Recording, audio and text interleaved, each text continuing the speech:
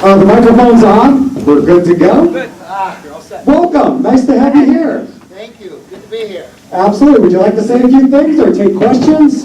Or What is this? microphone. Yeah, well, first I want to say thank you for having me here. I'm glad to be here. It's nice because Monday I get to go see my mom in New York. So it's good to get to this side of the world. Is the mic on? Hello. We'll get it. Tie yellow ribbon round. There we go. I got it. Get a little Does close. that work?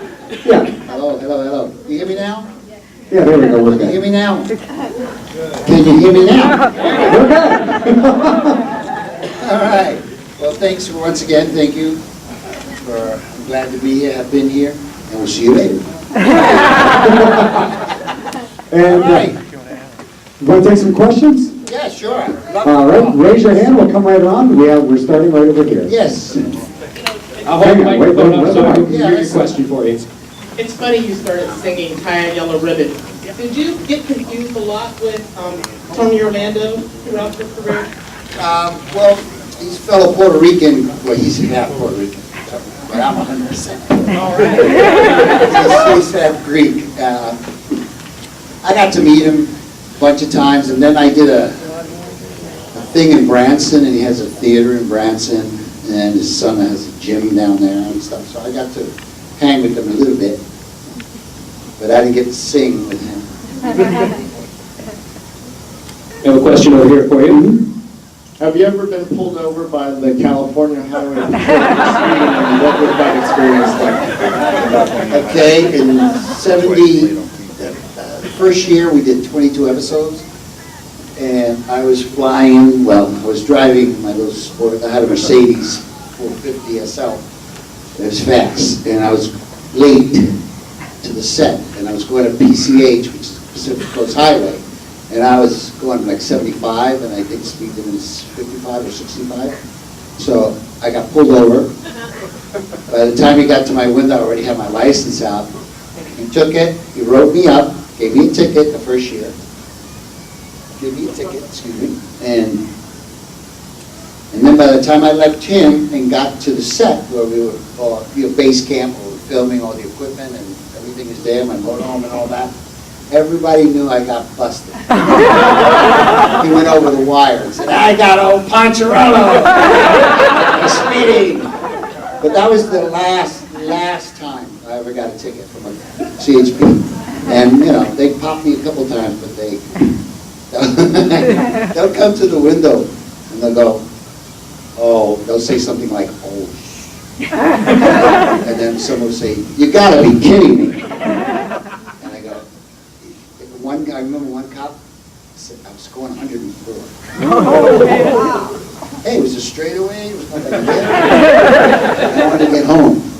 But, it was too fast, but I was going 103. He said I was going 104. Because he had one of those little undescribed cars, pulled me over, grabbed me. And so I said, I had the license out. I always pull it out whenever I get pulled over, ready to go. Just give me a ticket.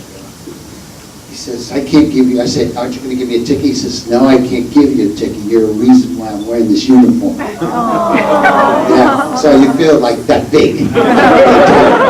It's kind of like, it's embarrassing, But yeah, so that's my experience with that. And it's kind of cool because I grew up in New York City, born and raised in New York, in Harlem, Spanish Harlem, and I was going to be a New York cop because my mom dated a cop. At the age of 4, we kicked my father out. He was a heroin addict. She got rid of him and started dating a cop. And the first man I ever loved was my grandfather and a cop. And so I wanted to be a cop. And then at 18, there was this girl named Christine Laporte. In the last year of high school, real cute. And I wanted to meet her. She was in drama club. And I figured, since I grew up in the streets of Harlem, I can act. So I auditioned, I got in. Next thing you know, I get bit by the acting bug. And I don't want to be a cop anymore. At least not then. I want to be an actor. So that was okay for me, but my mother had a problem with it because that was our plan. I'd become a cop, she'd be my roommate, I'd get her out of the projects, she'd live with me. So I had to make a deal with my mother. I said, look, Ma, I'll tell you what, let me give this a shot. I really like it. I like the feel of it. You can tell I'm ADD, I can play with everything. So I said, you gotta, come on, Ma, let me do it. Ay, Papa, no, please, mijo, no. I said, come on, Ma, let me try. Ay, Papa, no. I said, come on, Ma, I want to try it. Ay, Ma, I want to try this. Let me try it. Let me give it a shot, make a deal with you. If nothing happens by the age of 30, I can't make a living to get you out of the projects, have you living the way I want you to live, the way you should be living. I'll be back. And I'll go to the academy, because the cutoff age is 32 to go to the police academy in New York to join the force. And so we worked it out. I got lucky at 27. I got a show called Chips, and I got to play it. And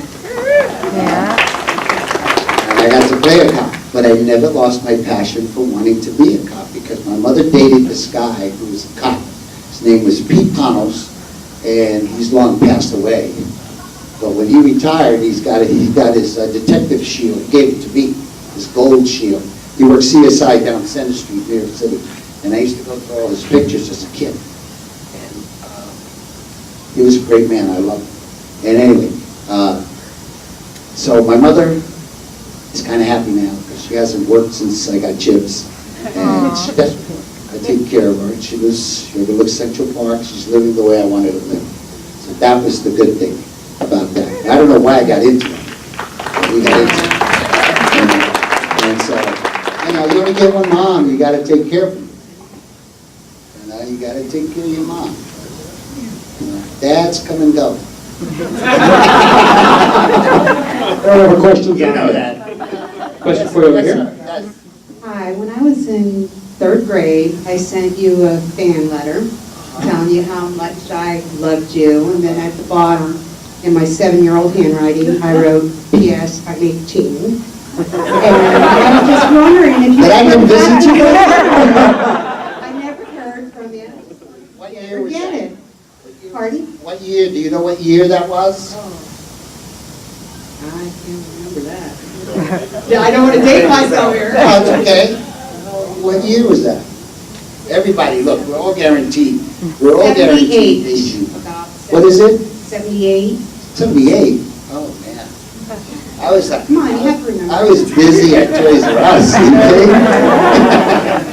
Well, I'm sorry you didn't get it.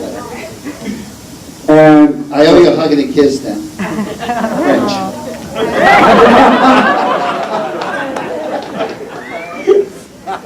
We got a question for you back here. Yes. Hearing your passion for the law enforcement, it's no wonder that you did a reality show where you got to be a police officer. And guess what? I was going to ask. Yeah, I did that show because when that show was presented to me, I said to my manager, you know what, I want to give it a shot. I want to do it. I want to do it. I want to see if I still have the passion that I had as a 4-year-old and after meeting Pete, if I wanted to be a cop. If I really still had the passion for what I wanted to be a cop. And so I took the show, I did the show. I stayed there for 3 years as a cop in Muncie, Indiana. And then I left them because I was working graveyard all the time. I couldn't work during the day because I roll up on a house, serve a warrant, I'd go for a disturbance, and when I come out, my squad car would be surrounded by people who want pictures and autographs. You can't, and I got a loaded weapon. And a gun. Yeah, baby. 2 guns. Wow, this is an adult crowd. This is the Vegas crowd? That was cool. That was fun. So I left them. Let me answer this question. I left them and went over to Virginia and got involved with internet crimes against children. And today I'm a deputy sheriff in Virginia, and I do internet crimes against children. I promote internet safety education in schools because nobody's teaching our children what not to do on these internet chat rooms. and they get groomed by online sexual predators, and they get taken. And, you know, education is the best prevention, so I'm out there pushing that for kids, because you guys don't want to know what I see and look at and have to deal with. It's really ugly, and it's there. Somebody got to do it. All right, next question? Who's got the next question? This is back there. Hey, Eric is a police officer. I'm sure you hear this all day long, but you know, we were all in this job when we grew up in that area because of you, and we really appreciate it. Thanks. We know you're known for chips. I was curious about your other projects. Is there one project that you did outside of chips in your Hollywood career and that you were fond of? And who was the one person outside of chips that you worked with that you really enjoyed working with? Well, I got actually two. My first two movies, The Cross and the Switchblade, about Nicky Cruz, who's today an ordained minister, and he brings a lot of people to Christ.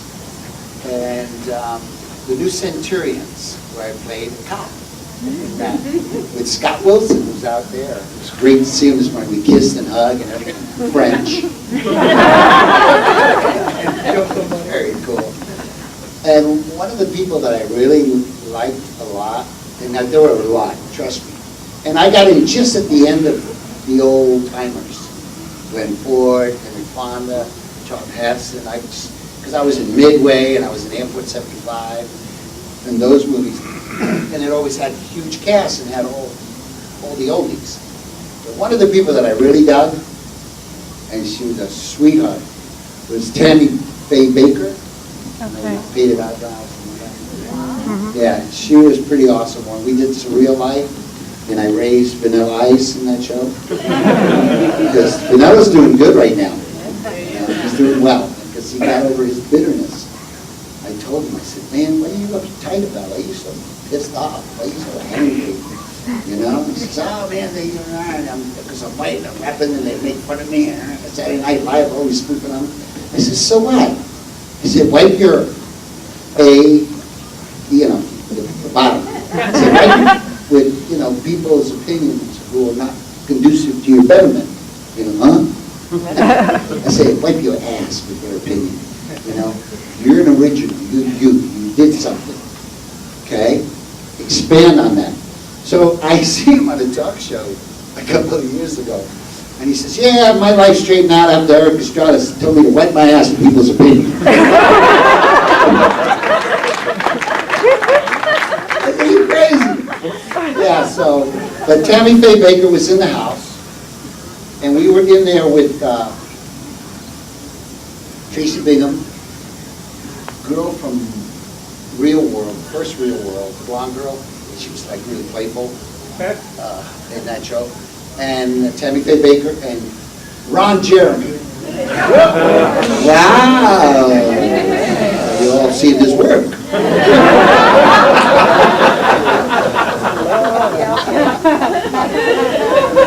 You'd be surprised. Ron Jeremy used to be a school teacher. And he was with his girlfriend. His girlfriend took pictures of him, Polaroids of him, naked. And she sent them into a magazine. And they went out of their minds. And they offered him like $50,000 to do a spread. He said, whoa. And he was a special ed teacher, school teacher, making $17,000 a year, $18,000 a year. And then he was offered all these movies and all these women for $200,000-300,000 a year. Duh. But the one thing about him, he's a special ed teacher, guy is a sweetheart. You could put him down in front of a piano and he would play from classical to modern day jazz without sheet music. He's a real brain. He's got a real brain. So. And he knows how to use it. Yeah, so where were we? We have a question for you over here. I was just curious about the program you talked about in Virginia where you educate children on social Yeah, media. you can go to safesurfing.net or We .org. work with children, so I was asking. It sounds Well, I put it in the Burbank school system because the mayor is a buddy of mine who's an ex-LAPD officer, and I know all the cops. And he helped me get a school board member. Public schools, I got to get to the school board members. They got to make the decision, private schools, like Catholic schools, private schools, at my daughter's school, put it in my daughter's elementary school when she was there, and now in her high school. It's a program that's age-appropriate, interactive from K to 12. It's called the NetSmart system of Internet Safety Education. But you go to safesurfing.org to get all the information you need, all the free stuff you need. I belong to 2 motorcycle clubs, Blue Knights and the Moose. You ever hear the Moose? Anybody know the Moose Lodge? Yeah. Well, I'm a Moose Legionnaire, and I'm also a Moose Rider. And we raise a lot. The Moose organization has been very generous to us because what we do, and this was a program developed from my sheriff in Virginia, and that's how I got involved, because I was being a cop in Indiana and working graveyard and all that because I couldn't work during the day, and I figured some night at 2 or 3 o'clock in the morning, somebody was going to mess up my hair real bad. I didn't want that. And I wanted to use my celebrity, my notoriety for something good. And I found out about this sheriff in Virginia named Mike Brown in Bedford Sheriff's Department. And what I did was, I called him up, and I said, hello, my name is Erik Estrada, and I'm a reserve police officer in the state of Indiana. And I heard that you are trying to raise money, to raise funds, to make the software to give to schools to educate children and all this, because it's, you know, they didn't want to put the burden on families and parents, the city, the state, because there were too many budget cuts and everything. So we raised the money. The Moose organization are really generous to us. Every year they help us with personal ID kits that we do. We have these ID kits where we'll go to a community and inform the community and all the community leaders to have everybody bring their children so that we can photograph the children all different ways and then have them speak and then get their fingerprints and then have the parents give us any information on tape about the child, any kind of medical needs or anything, and then we burn it and we give it to the parents so that they have it in their home in case the child goes missing, because the first 72 hours is the most dangerous time.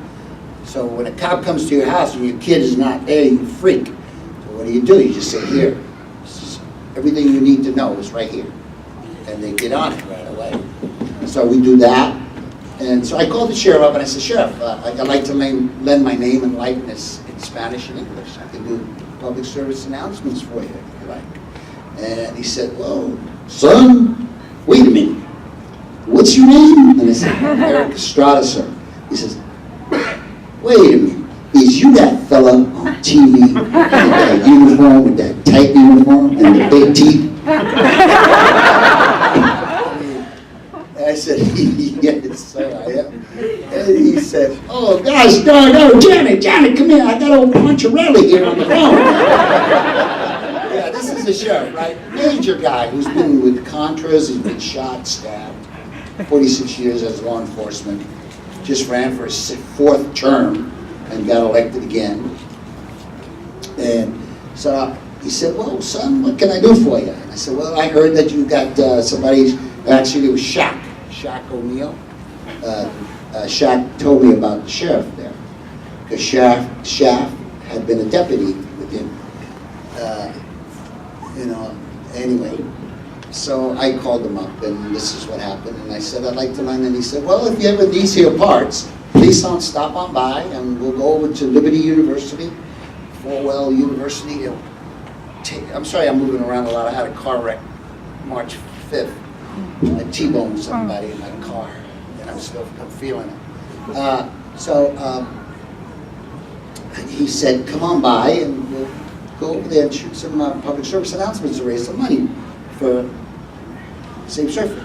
I said, okay, but Sheriff, what part's you talking about? He says, Lynchburg, Virginia. You fly to Lynchburg. Lynchburg? Yeah. Okay.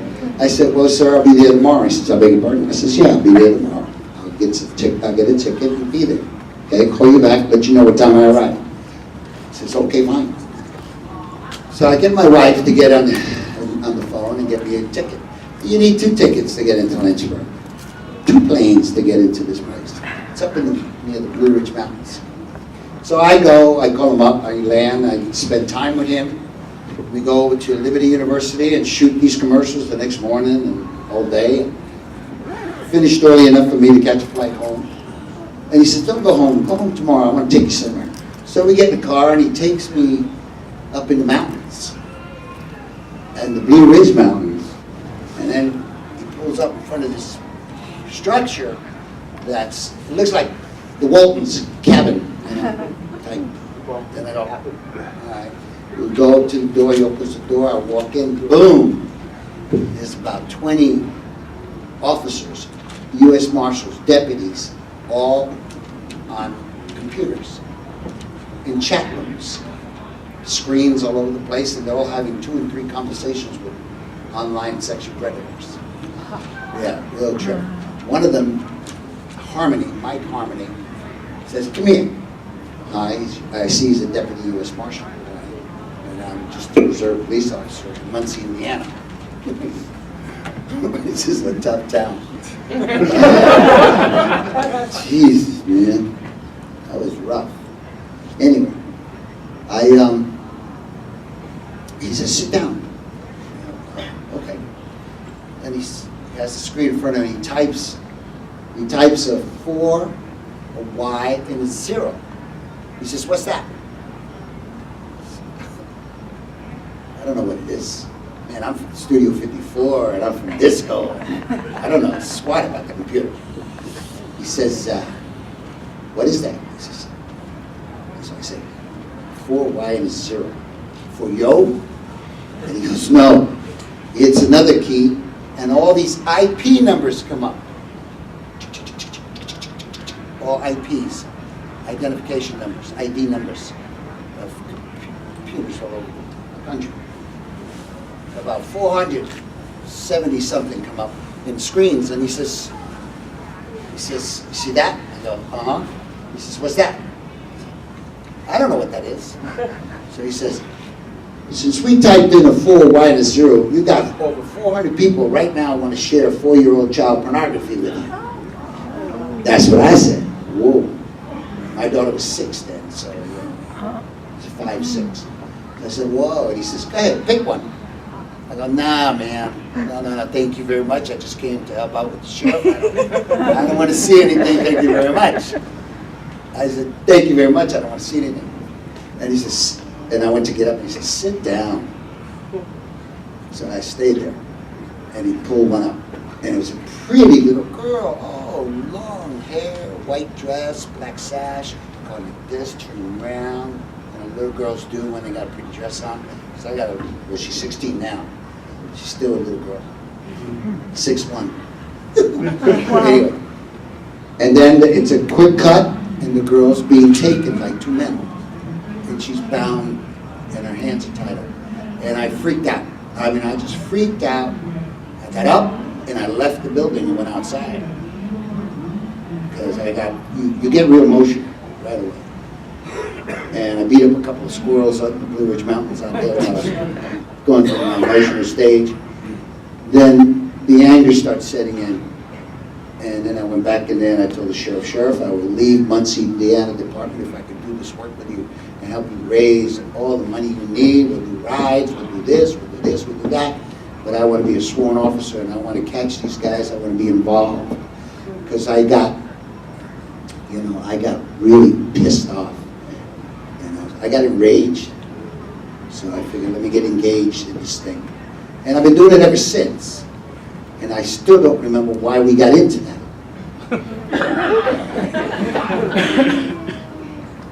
Why did we start that? Yeah, I'm getting up there in age. There's my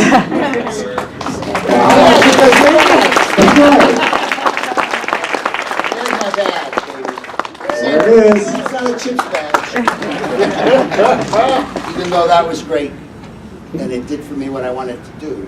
I got my mother living the way I want to live.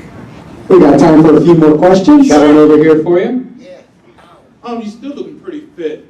Yes, sir. And speaking of the tight shirts back on the show, did you and Michael Dorn work out to things? Michael Blood. I nicknamed him Blood.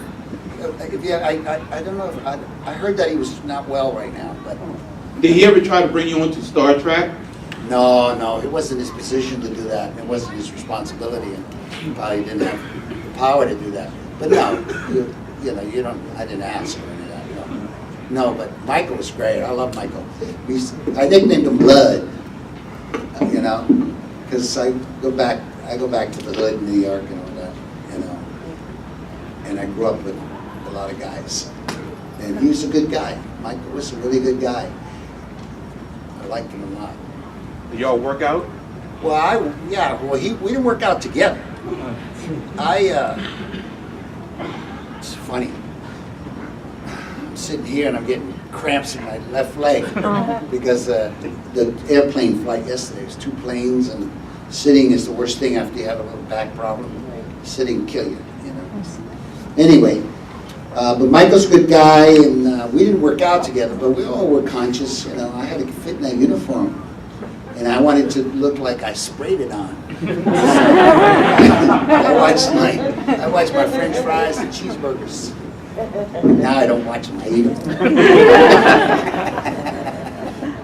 One more question. One more question right here. When I was a kid, I grew up on TV. $6 Million Band was one of my Yeah, favorite yeah. shows, and I remember you played Prince Akari on the Deadly Pets. I was just wondering if you had any stories from shows you did before Chips. Yeah, before Chips, I'll tell you how Poncherelli became Poncherello. Okay? Take me back to, first there was the Cross and Switchblade, New Centurions, a Hawaii 5-0, and then I moved to California, and I didn't work for 3 years, and I already had these co-starring roles and everything, but I was in New York at the time, so I tell my mom, I gotta go, I gotta give it a shot. If nothing happens by 30, then I'll come back. So I was 22 when I left.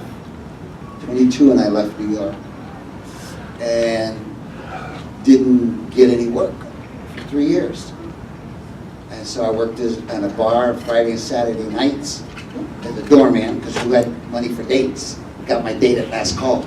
And some of you girls know last call.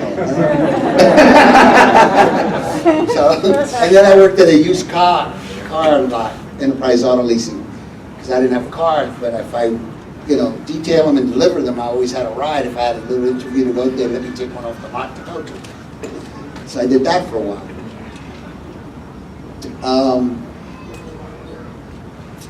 I forgot your question. The question was, I'm on Naperson right now, folks, sorry. the first thing I can remember as a kid watching you Okay, was the okay, $6 yeah, Million getting back to Band. Poncherelli, Just Poncherelli, wondering yeah, if you had there any we stories. I get sidetracked because I'm ADD. I know a lot of places. Got a lot of caves in here.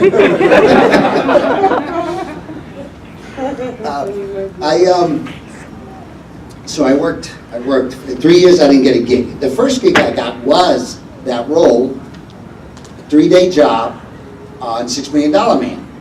That's the role. That's why I started that story. And then after that, I got a Kojak, which I was an arsonist. And then I got a medical center, and I was an arrogant tennis player. I worked with Cesar Romero. Come on, man. And they used to look at me and say, "Look at this kid. Comes out of Harlem with piss and vinegar." And so they kind of liked that. So they all took me under their wings. Kind of. I was like, come here, kid. Then I did a Mannix, and I was a heroin addict, and that was easy because I used to watch my dad shoot up as a kid. And then there was a Beretta, then there was a bunch of other shows, but I always played the Latino with the gun, the knife, the brick, Del Vecchio, all those shows, Joe Forrester with Lloyd Bridges, I played always the Latino with the gun, the knife, the brick, the bad boy. And then when Chips came along, and I was guest starring by the time on all these shows, and when I got Chips audition, there were like 457 people up for it, then they narrowed it down to 5, then to 2. And then when the producer presented me to the network, they said, "Oh, we know this kid. We saw him. He just blew up a building in Kojak. He just shot somebody in Hawaii 5-0. He was a junkie in this." They said, "We don't see him as a cop. We don't see him as a good guy." So the producer wanted me. So he said, as opposed to their choice, he said, well, let's screen test them. Once he put the uniform on me, it took away whatever, it made me neutral. It made me a good guy. He's in uniform, right, back in those days. So I ended up screen testing and getting the job. But I auditioned always as an Italian-American cop, because Poncherelli was a friend, the creator of Chips. All the characters, the lead characters, were named after people he knew. Like Larry Wilcox's character, John Baker, was his nephew. Poncherelli was a priest in the Vatican that he knew. And the rest of them, Robert Pine was a college buddy. Pine, not Robert Pine, well, the name, Gutrere, was a buddy in college. So I signed my contract, and then I said to the producer, I said, we got one change. We got to change something. He goes, gives me that look like, oh, this guy's going to be a real pain in the butt. And I said, no, don't look at me that way. This makes sense. I says, for so many years I've been playing the Latino with the gun, the knife, the brick, the pen, the badass. I want to change the name Poncherelli to Poncherello and make him Hispanic American. Now, this is 3 networks. One of the major networks, Sunday night, the old time Bonanza time slot, 8 o'clock Sunday night. Bonanza was on there for 22 years, and then now Chips has gone there. And before that, before Bonanza was the wide world of Disney, So I said, this is what I want to do. I want to change him to Hispanic American, and his name is Poncherello. So we give it a little Latin touch to it. And they bought it. And that was in '77. It might have been too soon, because it never got any play.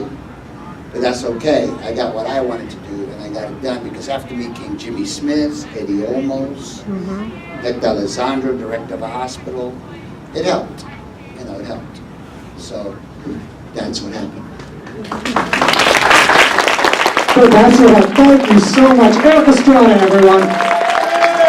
He's going to be heading back to his table for autographs, photographs are happening later. You guys can do better than that. Thanks for hanging in there. Let me do a couple of songs from my next album. Thank you. Cheers. Erik Estrada, ladies and gentlemen.